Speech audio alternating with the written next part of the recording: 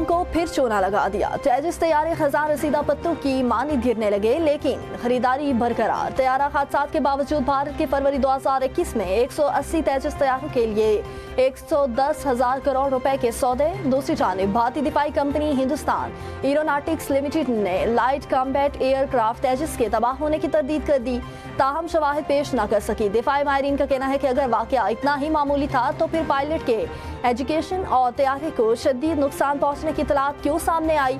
नाकदीन के मुताबिक ये वजाहतें वज़ीर आज़म मोदी की जानिब से मेक इन इंडिया के नाम पर शुरू मंसूबों के मुसलसल नाकामियों पर पर्दा डालने की कोशिशें हैं।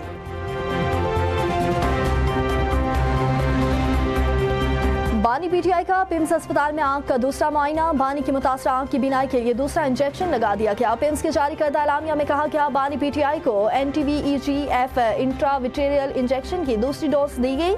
एग्जीक्यूटिव डायरेक्टर पिम्स के मुताबिक बानी की अडयाला जेल से अस्पताल मुंतकिल किया गया। प्रोसीजर से कबल तिबी बोर्ड का बानी का तफसीली मुआयना, ECG और कार्डियोग्राफी नॉर्मल करार। बानी को रजामंदी के बाद ऑपरेशन थिएटरों में तयशुदा प्रोटोकॉल के तहत इंजेक्शन लगाया गया। डॉक्टर के मुताबिक बानी की बीनाई में मजीद बेहतरी आई है। जराये के मुताबिक बानी पीटीआई ने खुद भी डॉक्टरों के सामने इस बात का इजहार किया, उनकी आंख पहले से बहुत बेहतर हो रही है, उन्हें अब बेहतर दिखाई देता है। बानी जरूरी हदायत, फॉलो अप मशवरे, नुस्खे और दस्तावेजात के साथ डिस्चार्ज वापस अडयाला जेल मुंतकिल कर दिया गया।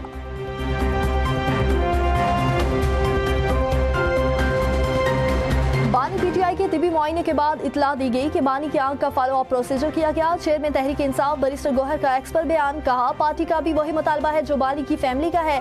बानी पीटीआई को शिफा इंटरनेशनल अस्पताल मुंतकिल किया जाए।